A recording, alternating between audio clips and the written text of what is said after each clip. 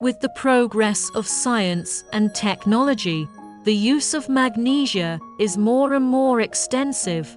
Do you know the installation precautions of magnesia ball press? Power supply.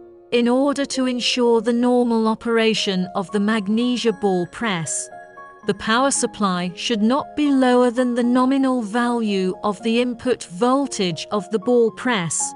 2. Grounding. The grounding of magnesia ball press is mainly divided into shell grounding and internal electrical grounding. Shell grounding is mainly used to prevent electrostatic accumulation, electrical leakage, etc.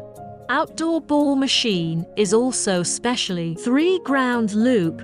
Even if the equipment is effectively grounded, there are differences in the zero potential of different positions between the ball press and the central equipment, and power load is unbalanced, which will still cause the grounding potential difference. 4. Waterproof. Outdoor ball press installation must do waterproof treatment. For suspension installation, there is a gap between the ball press and the bracket. 5. Heat dissipation.